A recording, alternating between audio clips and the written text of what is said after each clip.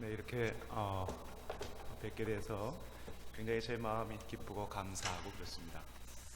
오늘 만일 제가 있는 이 자리를 항상 예수님께서 오셨지만은 만일 사도 바울이 여기에 있었다면 어떤 감정일까 하는 생각을 한번 해봤습니다. 아마 어떤 교회에서 갖지 못한 감격함과 벅찬 감정이 아마 그를 아마 잡았을 것입니다. 그 마음을. 왜냐하면은 사도 바울이 복음을 전하면서 자기의 평생의 소원, 자기의 생명을 내고 복음을 전했던 이유는 단 한 가지입니다. 그 뭐냐면 예수님이 오시도록 하기 위한 거였습니다. 여러분, 성경의 모든 부분에 모든 사도들이 원했던 것은 지난 과거에 오셨던 예수님만이 아니라 이제 다시 오셔야 될 그 재림의 예수님을 향해서 모든 성도들에게 항상 비전을 심어줬기 때문입니다. 여러분은 신앙생활의 목표가 무엇입니까? 어디를 지향하고 가십니까? 대부분 많은 사람들이 오늘 현재 때로는 과거의 내 모습에 그냥 안착할 때가 많습니다. 그러나 만일 우리가 성숙한 그리스도인이라면 내 생애에 예수 그리스도를 봐야겠다는, 주님의 재림을 이루겠다고 하는, 그 일에 내가 쓰임받기로 한다는 그런 마음을 갖게 될 것입니다. 우리의 모든 신앙생활에 있어서 이 목표는 반드시 지향되어 나가야 됩니다. 사도 바울이 자기 생명을 내걸고 복음을 전하면서 여러 가지 일들을 경험하게 됩니다. 그런데 사도 바울이 있어서 가장 어려웠던, 그리고 그 인생에 있어서 너무너무 아팠던 한 사건이 있었습니다. 그것이 뭐냐면 내가 복음을 전했던 한 형제들이 나를 거짓 목사라고, 나를 거짓 사도라고 나에게 그렇게 얘기하는 겁니다. 그것만큼 어렵고 힘든 것은 없습니다. 그게 바로 누구냐? 바로 고린도 교인들이었습니다. 내가 복음을 전했어요. 몇 년 전까지만 해도. 근데 그들이 지금 와서 그들의 문제가 있다고 해서 그 문제를 지적해 주니까 어떤 한 부분들은, 일부는 맞습니다, 잘못했습니다, 돌아왔어요. 그런데 그 부분을 문제가 있던 사람들이 그 문제에 대해서 동의하지 않고 오히려 바울의 말을 동의할 수 없다고 그럽니다. 그 내용이 고린도 전서입니다. 고린도 교회에 문제가 있던 것을 얘기해서 그 문제를 해결하도록 바울이 정형했던 말씀이 고린도 전서입니다. 그런데 고린도 전서의 내용들을 보면 어떤 문제가 있던 걸 우리가 알 수 있죠. 그 문제의 근원들, 그들 일부가 당신이 말한 것은 동의할 수 없을 뿐만 아니라 당신은 사도가 아니지 않습니까? 라고 도전하는 거예요. 그래서 사도 바울이 너무너무 마음이 아파서 한번 찾아갑니다. 그리고 다시 돌아왔어요. 어느 정도 일이 잠잠했고 또 나를 인정해 주겠지. 그러나 그렇지 않고 더욱 문제가 커져갑니다. 그래서 사도 바울이 쓴 편지가 있습니다. 그것을 뭐라고 했냐면 눈물로 쓴 편지라고 합니다. 자기의 모든 혼신을 다해서 그에게 편지를 써서 다시 한번 정형합니다. 그리고 그 내용을 가지고 갔던 디도가 돌아오고 있는 시간입니다. 그때 사도 바울이 에베소에서 복음을 전하고 있다가 어떤 폭동에 의해서 결국은 그곳을 떠나야 했습니다. 그래서 사도 바울이 에베소를 떠나서 오늘날 말하면 우리가 그리스 쪽으로 지금 가고 있는 것입니다.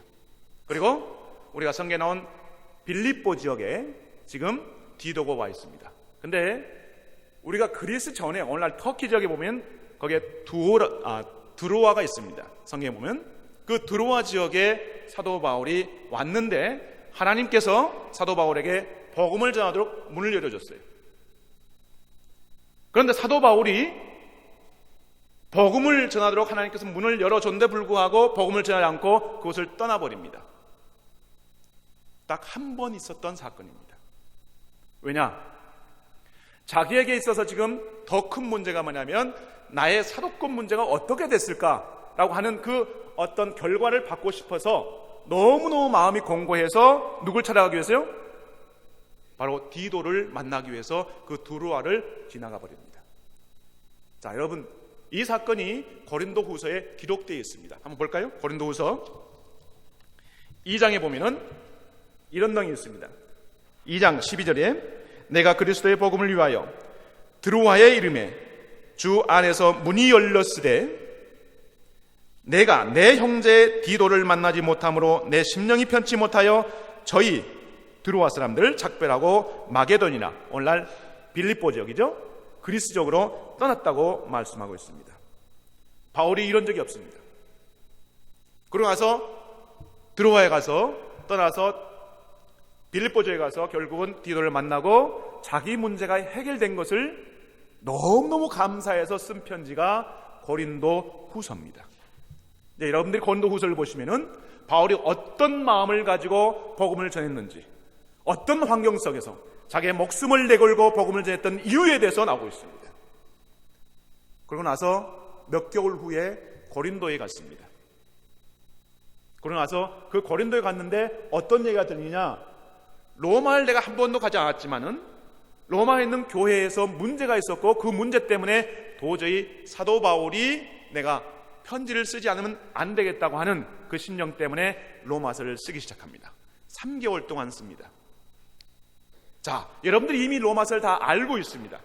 제가 더 이상 거기다가 살을 붙일 필요는 없어요. 그러나 한 가지, 우리의 로마서는 어떤 성경 말씀든 간에 우리가 한 가지 빼서는 안 될 것이 있습니다. 그 주제 가운데 하나는 탑은 뭐냐면 예수님의 재림이라는 것입니다. 로마서 1장부터 16장까지 어떤 말씀이 나와도 그 말씀이 결국은 어디까지 올라가야 돼요? 예수님의 재림과 연결되어져야 됩니다. 그런데 우리는 대부분 로마서뿐만 아니라 모든 성경에 보면은, 특별히 로마서에 보면 1장부터 16장까지 가는 많은 문들이 있습니다. 내가 가다 보면 그 문을 하나씩 열어갈 때마다 너무도 많은, 너무 좋은 말씀들이 있습니다. 그리고 거기에 빠져버립니다. 미로와 같습니다. 그러나 우리가 그 미로를 위에서 바라보면은 어떻게 가야 하는 것을 알 수 있죠. 자, 그것처럼 로마서를 1장부터 10장까지 16장까지 이렇게 나가기보다는 1장에서 내용을 보면서 위에 계시는 재림의 주제를 빼지 마시라는 것입니다. 우리가 금강산을 저는 가보지 못했습니다. 12,000봉 우리가 너무 잘 알고 있는 내용이죠. 그러나 만일 그 금강산 안에 우리가 들어간다면은 때로는 우리가 길을 잘못 찾아서 어려움을 당할 수 있습니다. 생명의 위험도 느낄 것입니다. 아름답기보다는 험악한 것을 보게 될 것입니다.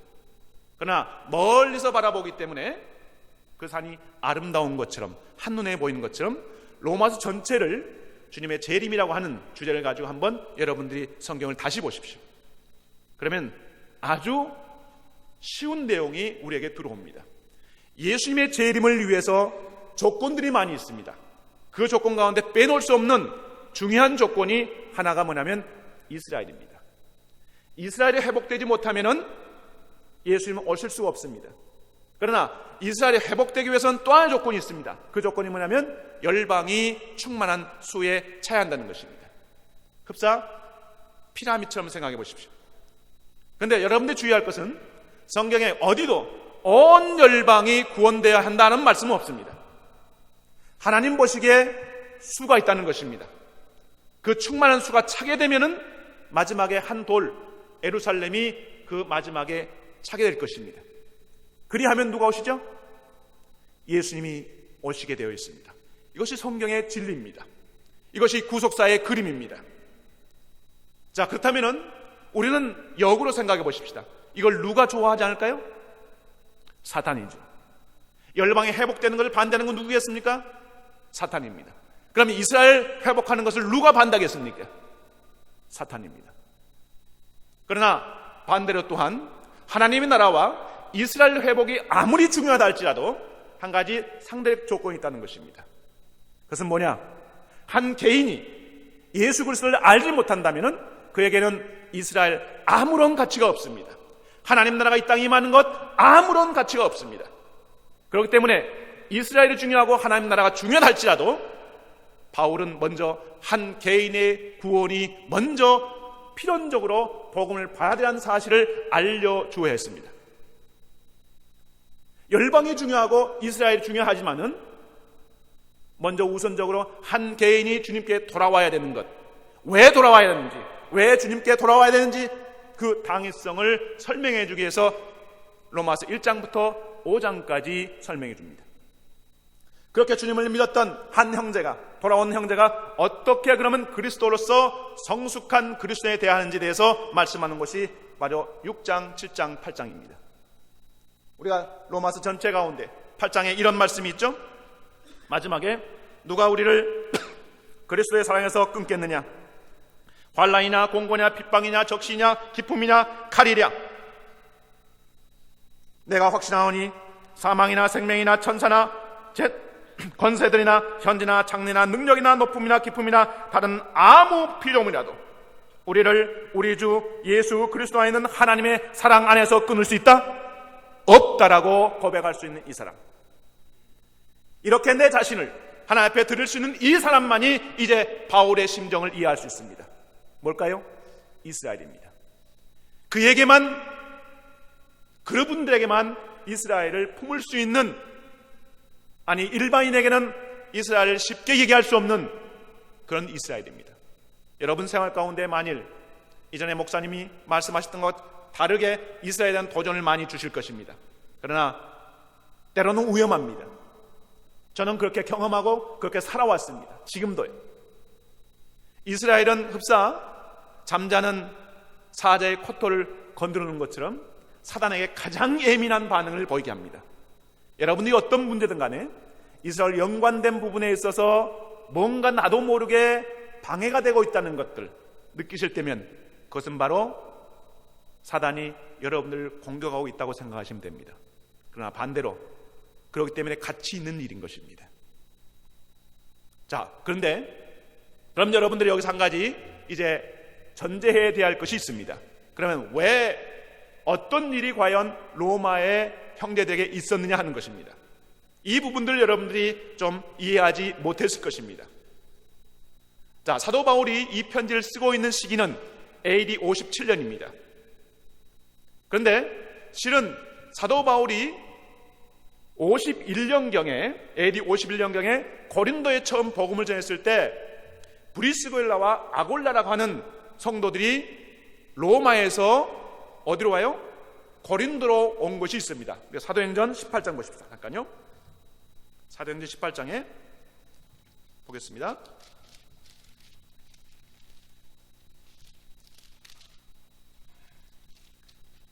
사도행전 18장에 보시면은 이후에 바울이 에덴을 떠나서 고린도에 이르렀을 때 아골로라 하는 본도에서 난 유대인 하나를 만나니 글라우디오가 모든 유대인을 명하여 로마에서 떠나라 한 거로 란 말씀이 있습니다. 이 부분이 굉장히 중요한 말씀입니다. 여러분의 로마서를 우리가 이해하는 데 있어서요. 이 말씀의 내용은 어떤 내용이냐면은 AD 49년부터 54년까지 여기 글라우디오라는 말은 누구냐면 클라우디우스 황제를 얘기합니다. 당시의 로마의 황제입니다. 그 황제가 54년 10월에 죽습니다. 근데 49년도에 어떤 역을 했냐면 모든 유대인들은 이 로마에서 떠나라 하는 것입니다.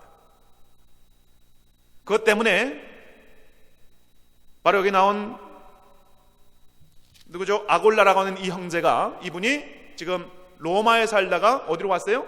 고린도에 온 것입니다. 자, 왜 제가 이 말씀을 드리냐면은 로마 교회는 어떤 한 사람에 의해서 특정한 사람의 복음을 전해서 교회가 형성된 것이 아니라 로마에는 오래전부터, 예수님 오기 전부터 한 60년 전에 로마에 의해서 이스라엘이 침공을 받고 이제 식민지가 됩니다.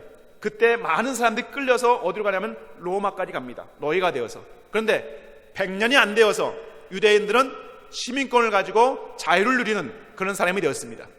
자, 그러다가 유대인들은 회당에서 하나님을, 유일신 하나님을 얘기합니다. 그러나 그 당시에 로마는 어떤 문화냐면 다신 문화예요. 많은 신들을 섬기는 그런 문화에 거기에 젖어있지만은 그들 가운데 유일신 하나님에 대해서 많은 사람들이 받아들여서 어디를 가면 회당에 들어갑니다.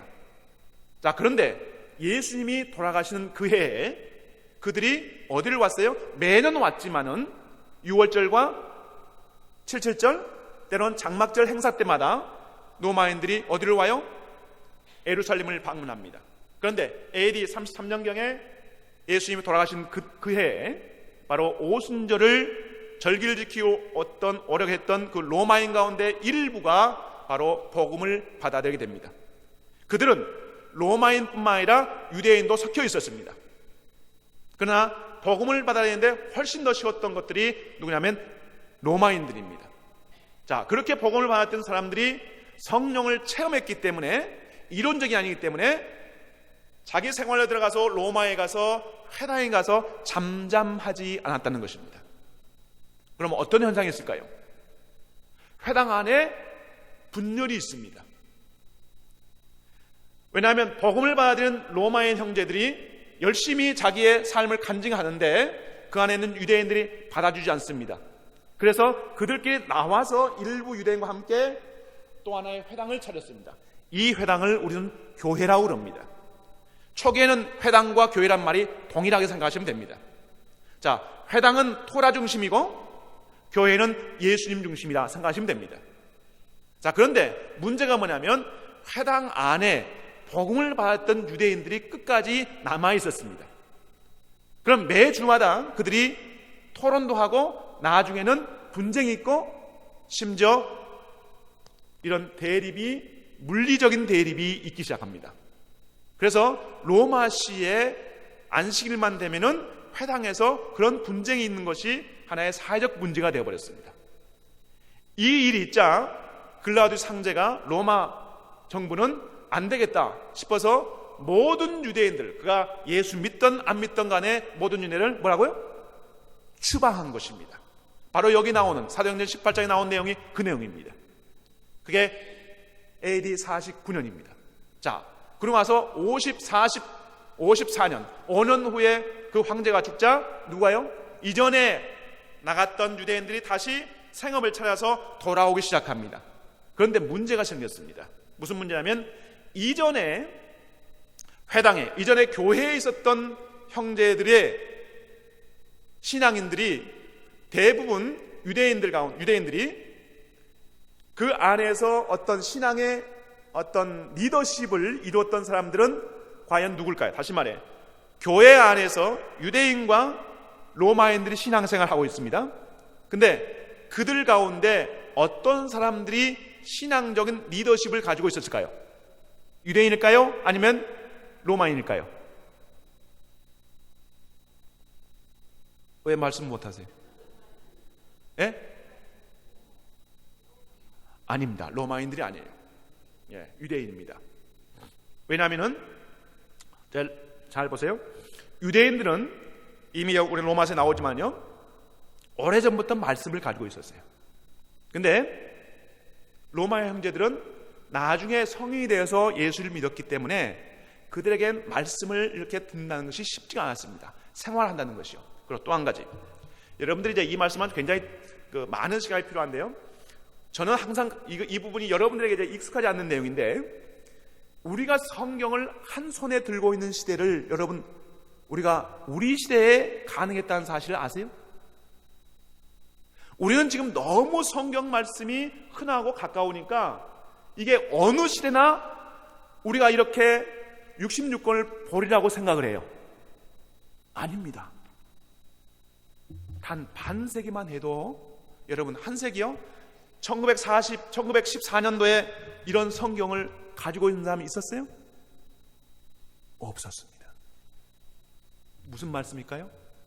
지금부터 2000년 전에는, 예수님 시대 전후에는 이렇게 말씀을 하나로 볼 수 있는 시대가 없었어요. 오직 우리 시대에만 하나님이 허락하신 것입니다. 사도 바울이, 아니 12사도 그 누구도 여러분이 가지고 있는 지적 능력만큼 말씀을 다양하게 볼 수가 없어요. 왜요? 그 당시까지는 성경이 아직 완성되지 않았습니다. AD 90년에 돼야만이 구약성경 39권이 완성되고, 신약성경은 390년 이후에 돼야만이 신약성경이 완성이 됩니다.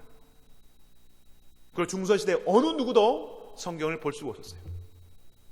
그렇다면 로마 시대의 로마의 형제들에게는 말씀을 볼 수 있는 기회가 많지 않았습니다. 그렇기 때문에 대신 뭘 가지고 그들은 영적 권위를 가졌냐면 은사가 강했어요. 로마의 형제들은 은사가 강했고, 누구는? 유대인들은 말씀에 하나님이 주신 어떤 은사라 할까요? 탁월함이 있었다는 거예요. 자, 그런데 문제가 유대인들이 4년 5년 동안 떠난 다음에 그 교회가 말씀이 없는 상태에서 5년 동안 유지됐단 말이에요. 뭘 통해서요? 쉽게 말하면 신유의 은사. 여러분, 우리가 어떤 특정한 교단에 보면은 그런 은사를 많이 강조하죠. 좋습니다. 왜냐하면 거기 말씀의 기반이 있으니까 문제가 안 돼요. 그러나 말씀의 기반이 없는 상태에서 은사를 많이 강조하다 보면은 뭐가 있을까요? 무질서도 있고 어떤 말씀에 역행되는 것이 많이 있었을 것입니다. 그런 상황에 유대인들이 그 교회로 돌아온 거예요. 근데 문제가 뭐냐면 지금 로마에 있는 형제들이 유대인 돌아오는 그 자리를, 옛자리를 주지 않습니다. 리더십을 주지 않아요. 그리고 이젠 자기들이 리더라는 거예요. 이것 때문에 두 단체, 이스라엘 유대인과 로마인들이 교회 안에서 무언중에 불편하기 시작합니다. 시간이 지나면 지날수록 보이지 않는, 그렇죠? 미움이 있고 그 미움이 표현되게 됩니다. 이것은 엄청난 일이에요. 그런데 이때 제가 보기에는 유대인들이 더 많은 상처를 줬을 것입니다. 왜요? 그들은 말씀이 있으니까 잘못하면 그 말씀 가지고 지적하는 거예요. 여러분도 어떤 누구보다도 말씀을 가지고 여러분들이 잘못했다고 지적하면 꼼짝 못하죠. 변명할 수가 없어요. 자, 근데 유대인들은 어디까지 그런 일을 했냐면은 미우니까요. 유대인들은 율법 가운데 상활화되는 거 있습니다. 그게 뭐냐면 음식이에요. 여러분, 레위기서 11장 무슨 장이죠? 젓가락장이죠? 11 젓가락장이요. 이게 뭐냐면 음식법을 가리는 거예요. 거기 보면 먹을 것, 먹지 못할 것 가려놓은 것이 있습니다. 근데 로마인들이나 저희들은 그게 문제가 안 돼요. 근데 그걸 가지고 먹는 거 가지고 치사하게 뭐예요? 성경 드러내는 게 바로 유대인이란 말이에요. 그 내용이 뭐냐면 여러분들 로마서 14장 얘기입니다. 왜 그 음식 문제가 나왔냐? 그 내용이에요. 로마서의 주제의 그 어떤 바울이 로마서 쓰게 된 동기를 알려면은 로마서 오늘 본문 말씀이요 12장 3절부터 15장까지 나온 내용을 역으로 생각하시면 됩니다. 자, 그런 와중에 어떤 일이 있냐면 로마인들이 절대로 해서는 아니 될 말을 하는 거예요. 그게 뭐냐면 너희 유대인들은 하나님이 버리지 않았냐는 거예요. 이스라엘은 하나님이 버리지 않았냐는 거예요. 왜 그러느냐? 여러분, 인류 역사에 모든 제국주의 국가들은 하나의 특징이 있습니다. 그게 뭐냐면 우월주의예요. 민족주의, 문화 우월성, 이게 너무 강해서 자기 민족이 최고라는 겁니다. 여러분, 예를 들어서 일제시대도 마찬가지죠. 우리가 독일도 그렇죠. 모든 제국주의는 반드시 이 민족주의가 가장 자기들을 사로잡는 그런 사상이 있었어요. 자, 그 얘기는 뭐냐면은 좋아, 우리가 복음을 받아들였어. 근데 하나님이 모든 걸 다 주관하시고 통치하시고 그분이 뜻을 이루는 것이 이 세상의 모든 것을 다, 모든 정부를 다 하나님 뜻대로 이루어간다는 거예요. 자, 그런 이론 속에 지금 우리 민족은 로마 제국은 하나님의 뜻에 의해서 모든 제국을 다 지배했다. 그 안에 누가 들어왔어요? 이스라엘 나라도 그 식민지 안에 들어와 있는 거예요. 자, 그러면 논리적으로 하나님이 우리 로마를 통해서 너희를 지배했기 때문에 이젠 우리가 너희를 대신해서 하나님의 선택받은 백성이 아니냐는 식으로 이들을 지적하는 거예요. 그런 얘기를 듣자 사도 바울이 너무너무 마음이 아팠습니다. 그래서 내가 이전에 경험했던 몇 개월 전에 고린도 교회인들을 통해서 내가 버림받았던 것처럼 내가 이 말씀을 들으니까 너무 마음이 아픈 거예요. 그래서 바울이 로마서를 쓰기 시작합니다. 자, 그러면 이제는 여러분들 이 전제 아래서 보십시다. 로마서 아까 말씀드린 것처럼 중요한 것은 1장부터 5장까지는 개인 구원 문제예요. 그렇게 구원받은 사람들이 어떻게 신앙생활을 해야 되느냐 하는 부분을 8장까지 했고 9장, 10장, 11장은 드디어 이스라엘에 대한 얘기입니다. 이스라엘은 단순한 민족주의적인 감정으로 여러분 보지 마세요. 바울이 자신 민족 유대인이니까 유대인이 그렇게 어떤 특별한 의미를 가지고 보였다고 생각하지 마십시오. 아니 그렇게 했다 할지라도 우리가 성경을 볼 때 모든 성경은 하나님의 뭘로 감동됐어요? 그렇죠. 감동으로 기록된 것이라면은 바울의 그 감동까지도 우리가 받아들일 준비가 되어 있어야 됩니다. 자, 그렇다면은 오늘 전체 내용 가운데 핵심을 우리가 들어가십시다. 9장은 여러분들 쉽게 생각하시면 돼요. 9장은 바울 시대의 과거사라고 생각하십시오. 쉽게 생각하면요. 자, 선택받은 이스라엘 백성, 우리 백성.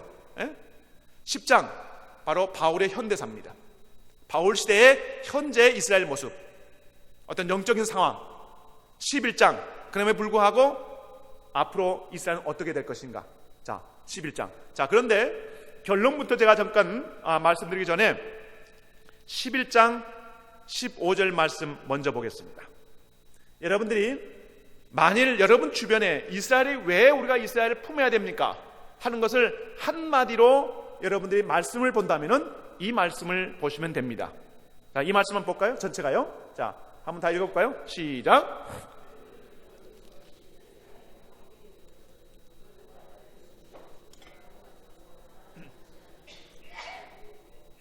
네. 자, 여기서 제 성경은 좀 조금 옛날 성경 죄송합니다. 저희를 버리는 것이 세상의 화목이 되거든. 여기까지 한 단어입니다. 혹시 이 부분을 이해 못하신 분만 손 드세요. 다 이해하신 것 같으니까. 그렇죠? 예. 자, 쉽게 제가 풀이합니다. 로마서는 굉장히 쉬워요.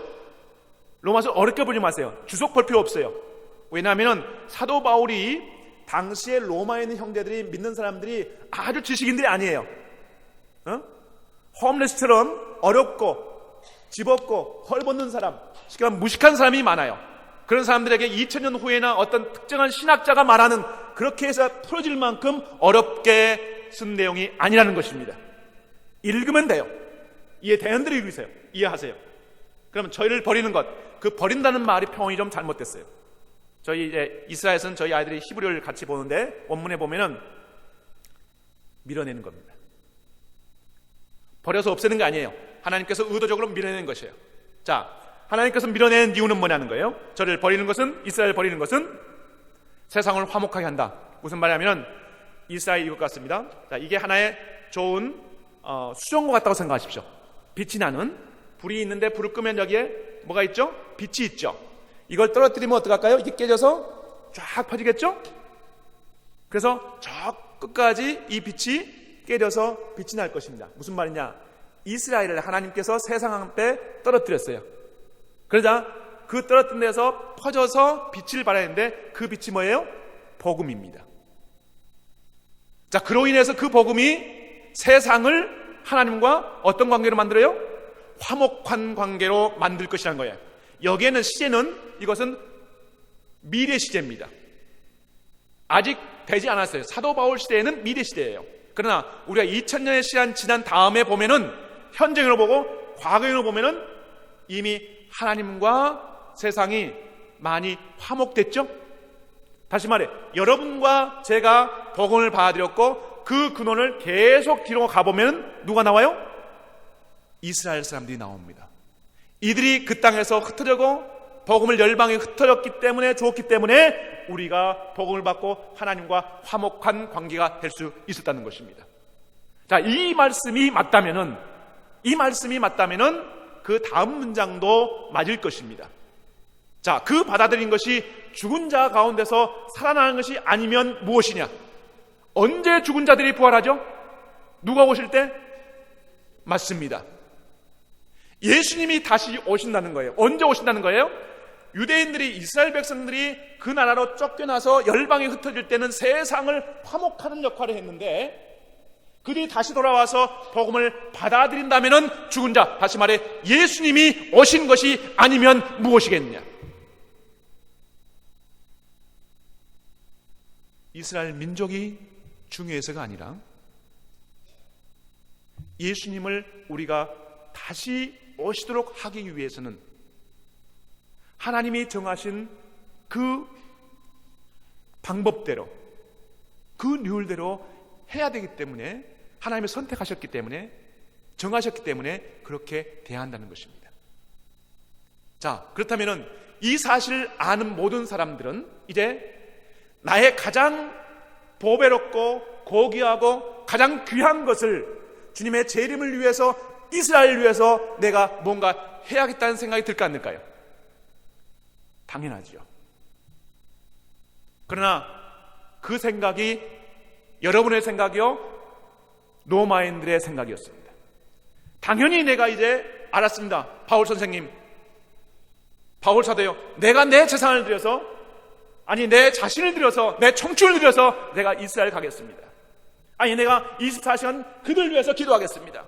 아니 내 물질을 들여서 그들 위해서 뭔가 사용하겠습니다 라고 마음의 헌신을 가지고 있는 거예요. 그러나 사도 바울은 말합니다. 그것이 너의 생각이라는 것이요, 깊도다 하나님의 지혜와 지식에 부여하며 그의 판단 측량치 못할 것이며 거기는 찾지 못할 것이다. 누가 주의 마음을 아느냐? 누가 그의 상담자가 되겠느냐? 무슨 말이에요? 너의 생각 아니라는 것입니다. 어떻게 그럼 과연 사도 바울께서 우리에게 이스라엘을 선교할 수 있는 방법을 그럼 무엇입니까? 라고 하는 그 의문점에 대해서 해결해 주는 말씀이 오늘 본문 말씀입니다. 한 번도 생각 안 해봤죠? 전 우리 찬양단이 찬양할 때 7년간 진정으로 예배를 드리라고 하는 그 찬양할 때 전 저 앞에서 눈물이 훌컥 났어요. 바울이 만일 그 찬양을, 이 말씀 가운데 뽑은 그 말씀을 찬양한 걸 들으면 바울 역시 그럴 겁니다. 자, 우리가 어떻게 해서 이 말씀이 우리가 영적으로 예배 드리는 것이 이스라엘 회복과 연관이 있다는 말씀입니까? 우리의 생각은 달라요. 내가 뭔가 해야 한다고 생각을 해요. 그러나 하나님께서는 사도 바울을 통해서 말씀하신 것이 뭐냐면, 너가 정말 이스라엘 회복을 위해서, 아니 예수 그리스도 죄를 위해서 뭔가 하겠느냐? 그렇다면 너와 하나님과 관계를 회복하라. 뭘 통해서? 예배를 통해서. 만일 이 관계가 무너진 다음에 그 다음 스텝으로 먼저 나가겠다는 것은 잘못된다는 것입니다. 그것이 비록 너의 청춘을 드리고 너의 물질을 드리고 네 자식을 드린다 할지라도 너와 하나님 관계가 회복되지 않는 상태에서는 안 된다는 것입니다. 여러분, 우리가 한번 예배 드리는 것이 하나님이 그렇게 선하게 보이고 그렇게 기뻐하게 보이고 그것이 완벽하다고 생각하십니까? 성경 어디에도 하나님이 선하시고 기뻐하시고 완벽한 뜻은 여기밖에 없습니다. 뭘 얘기하는 말씀일까요? 예수님의 재림을 꿈꾸는 사람들이 갖는 그 예배만큼은 그렇게 아름답고 선하고 완벽한 것입니다. 자, 그런데 오늘 실은 제가 목사님과 말씀을 나누면서 들었던 주제는 이것이 아니었습니다. 오늘 말씀의 주제는 실은 로마서 10장 말씀이었습니다. 간단히 말씀을 드리고 그냥 마치겠습니다. 자, 이제 여러분들 로마서는 이제 8장까지는 개인적인 구원이라는 걸 알았죠? 그렇게 개인적인 구원받은 사람들이 주님의 재림을 위해서 헌신하다 보면 어디까지 와야 된다고요? 이스라엘까지요. 그러기 위해서는 뭘부터 시작해야 된다고요? 예배부터요. 이 예배를 성공한 사람은 바로 이것 같습니다. 잔잔한 호수에 돌 하나 던지면은 그 돌이 어디까지 오죠? 끝에까지 그 파장을 이룬 것처럼 내가 하나님과의 관계를 얼마만큼 잘하냐에 따라서 그 파장은 어디까지 올 수 있다고요? 이스라엘까지 오게 된다는 것입니다. 자, 그런데 9장에 선택받은 이스라엘 백성들, 선택받았지만은 그들이 율법이 있고 예배가 있고 모든 언약이 다 가지고 있는데 그들이 예수님이 진짜 그 모형이 오셨는데 뭐예요? 그를 받아주지 않았습니다. 믿지 않았어요. 그리고 자기들의 행위의 의로 끝까지 하나님께 나가려고 합니다. 그에 대해서 잘못되었다고 말씀하는 것이 로마서 10장 얘기입니다. 자, 볼까요? 간단히 보십시오. 형제들아, 내 마음에 원하는 바와 하나님께 구하는 바는 이스라엘 위함이니 곧 저희를 구원을 뭐하기 위해서? 얻게 하기 위함이다. 자, 내가 증거하니 너희가 하나님께 열심히 있으나 지식을 쫓지 아니하는구나. 3절, 하나님의 의를 모르고 자기의 의를 세우려고 힘써 하나님의 의를 복종치 아니하였다라고 말씀했습니다.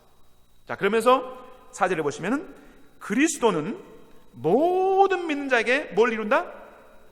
의를 이룬다. 다시 말해 그 모든 이는 이방인이고 유대인이고 다 들어가죠. 근데 여기는 유대인에게 지금 속한 말씀입니다. 이스라엘 사람들에게 관련된 말씀이죠.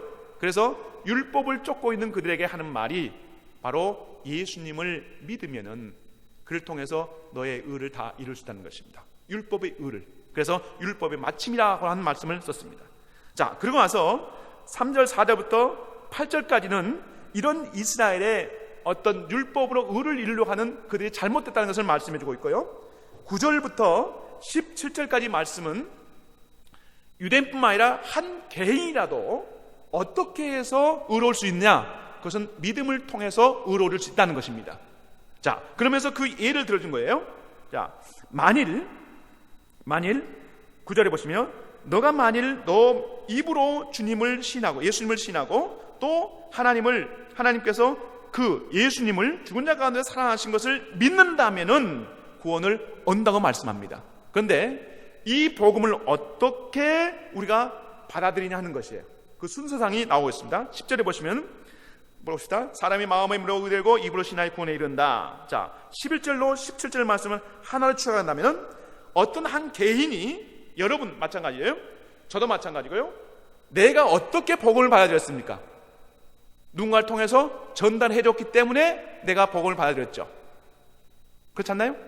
그렇죠. 근데 이 내용 전체는 뭐냐면 내가 한 사람이 복음을 받아들이고 내 입으로 신하는 그 과정까지는 이런 게 절차가 있습니다. 보내심을 받은 자가 있어야 돼요. 17절 나오죠? 16절에요? 예? 16절, 15절에요? 보냄을 받지 않으면 어찌 전파하려? 무슨 말이에요?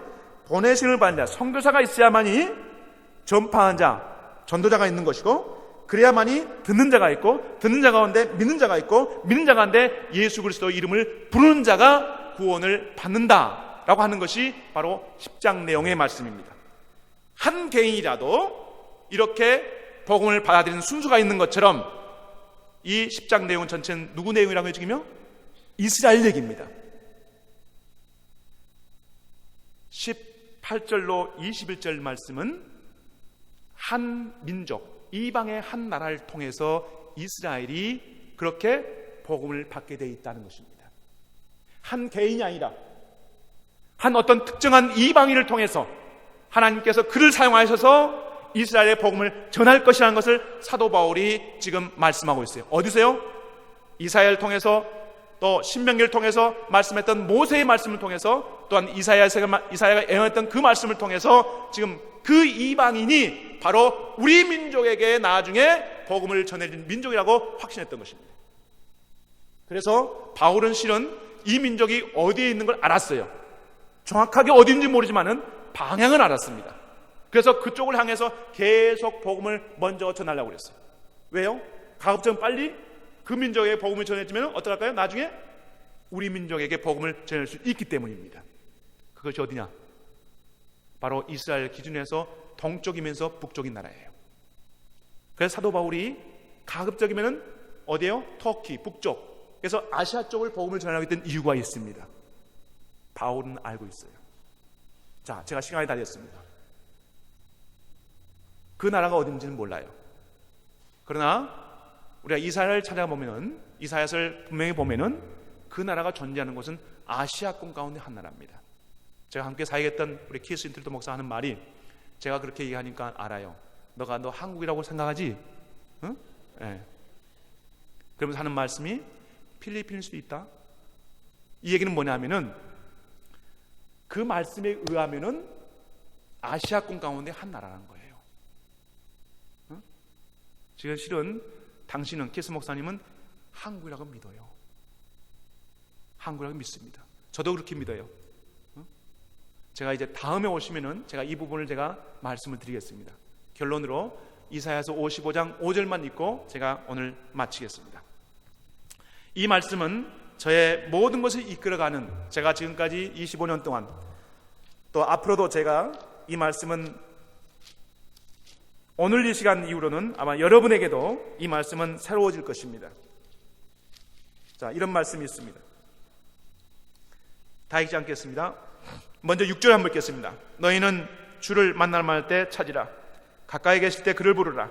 악인은 그의 길을 버리고 불의한 자는 그의 생각을 버리고 주님께 돌아오라. 그리하면 그가 긍휼히 여기시리라. 우리 하나님께로 나오라. 그가 널리 너희를 용서하리라. 아주 많이 들었던 말씀입니다. 그런데 이 말씀의 핵심은 이것이 아니에요. 이 말씀의 이 장의 핵심은 5장입니다. 5절입니다. 5절 읽을까요? 시작.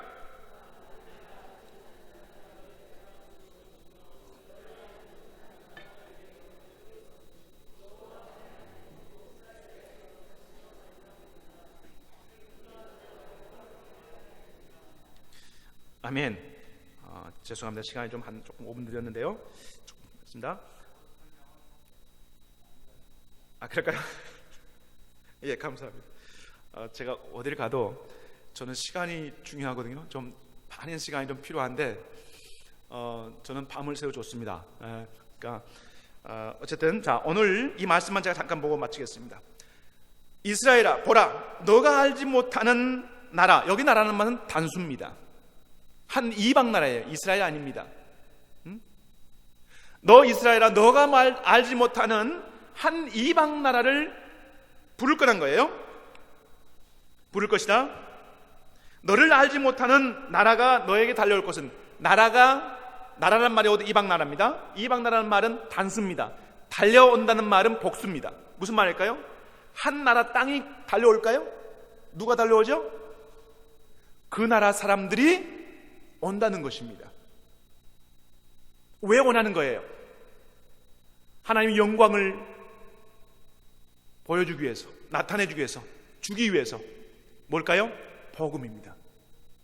하나님께서 어떤 한 나라에, 한 민족에게 이스라엘아, 너희 봐라, 너희가 저 나라를, 한 나라를 부르게 될 것이다. 왜 그러냐? 그들이 부를 때 너희 달려올 텐데, 달려온 이유는 바로 복음을 너희에게 주기 위해서다. 그때 너희는 6절이에요. 그때가 언제냐? 주를 만날 때만요, 가까이 계실 때라는 거예요. 그때 가까이 계실 때 부르고 너희가 잘못된 것을 버리고 주님께 돌아오라고 하는 말씀이, 그래서 6절 말씀이 중요한 것입니다. 자, 그러면 여기에 부른다고 하는 말씀이 있습니다. 부른다. 그 말씀이 카라입니다. 카라. 네? 카라. 제가 여기 와서 제가 너무너무 감격했던 것 중 하나는 뭐냐면, 하나님의 말씀이 뭐라고 썼어요? 베르쉿 바라 엘로임 에타 샤마임 에타 아레스. 태초에 하나님의 천지를 창조하셨다고 하신 말씀이 히브리어로 싹 써 있어서 제가 너무너무 감격했어요. 너무 멋있어요.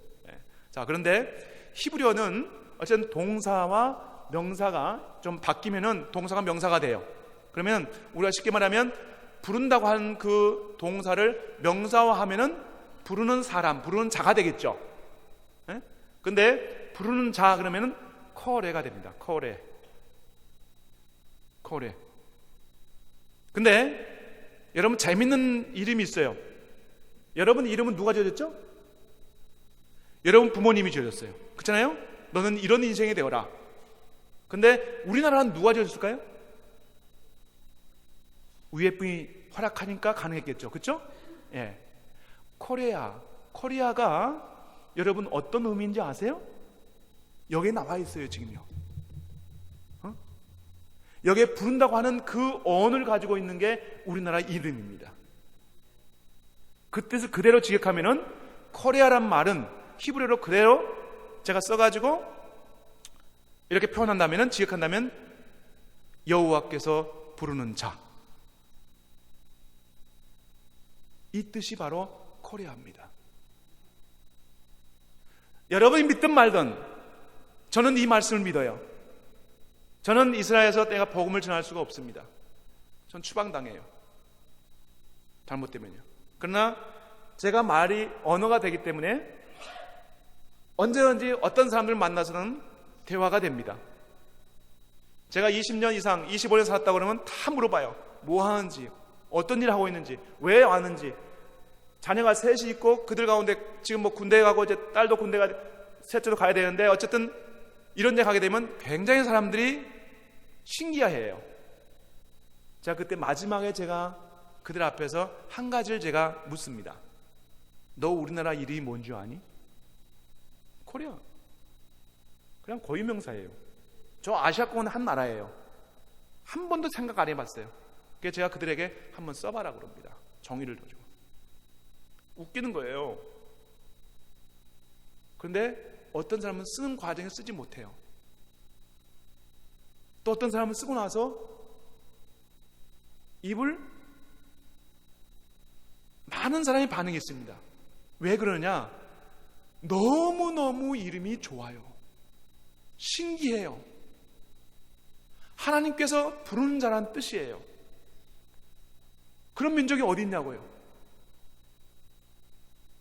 자, 저는 결론입니다. 이스라엘이 좋아하세요? 저만큼 여러분 이스라엘 상처받은 사람 없을 거예요. 근데 제가 유대인 놈들을 사랑해서 간 게 아니라 이 유대인 놈들이 예수님이 돌아와야만이 예수님이 오시잖아요.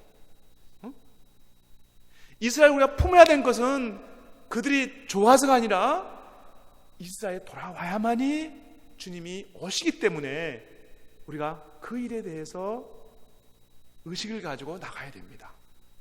이스라엘은 뭐고 같냐? 하나님 나라 예수님이 오시는 자물쇠예요. 근데 저에게는 더 중요한 게 있습니다. 자물쇠는 반드시 뭐가 있어야 이게 뚫리죠? 키가 있어야 돼요. 저는 그 키에 대한 관심이 더 있습니다. 그러다 보니까 이 말씀이 들어온 거예요. 그 키를 여러분이 가지고 있습니다. 여러분, 예수님이 오시기 위해서 유대민족이 초림 예수는 유대인이 필요했다면 이제 누구예요? 재림 예수는 누가 필요해요? 여러분이 필요해요. 이 민족이 없이는 이스라엘은 돌아올 수 없어요. 여러분 신기합니다. 여러분 이스라엘 품고 있기 때문에 여러분들이 이해할 거예요. 이스라엘이 회복되는 걸 누가 방해한다고요? 사단이요. 가장 극명한 얘기로 볼까요? 600만 명 누가 죽었습니까? 히틀러입니까? 아니에요. 누가 죽었다고요? 사단인 거예요. 히틀러를 이용했을 뿐이에요. 여러분이 9.11 테러 당할 때 여러분은 그 사건을 어떻게 보셨어요? 그것이 저는 이스라엘과 어떤 연관이 있을까 해서 저는 잠을 이룰 수 없었어요. 자, 이제 이스라엘이 돌아오면 사단은 어때요? 끝납니다. 그러나 그 일을 이루기 위해서는 누가? 바로 이 이방의 한 나라의 역할이 어떻게 되냐에 따라서 달라질 수 있습니다. 만일 그 나라가 우리 민족이라면 이제 1200만 된 성도의 우리 교회에, 한국 교회에 이스라엘을 품고 담임 목사님이 교회를 이끌어가고 있는 교회는 여러분 교회밖에 없습니다. 물론 몇 교회는 더 있을 것입니다. 여러분의 사명이 큽니다. 한 분의 의지를 가지고 여기까지 왔다면은 이제 여러분 모든 성도들이 함께 그 일에 동참하십시오. 단 주의할 것이 있습니다. 뭐냐면 이스라엘만 해야 한다면 이것은 사단의 전략입니다. 이것은 비성경적입니다. 이스라엘을 위해서 우리는 여전히 열방을 품고 나가야 됩니다. 왜요? 열방에 충만한 수가 먼저 차야 되기 때문입니다. 그러나 타겟은, 우리의 마지막은 어디예요? 이스라엘까지 가야 됩니다. 그것을 놓치지 마십시오. 그리하면 주님께서 그날 우리를 만날 때 우리를 감싸 주실 것입니다. 아멘. 기도하겠습니다. 하나님 감사합니다. 오늘 이 시간 사도 바울께서 여기에 오셨다면 당신의 마음을 이렇게 아마 드러냈을 것입니다.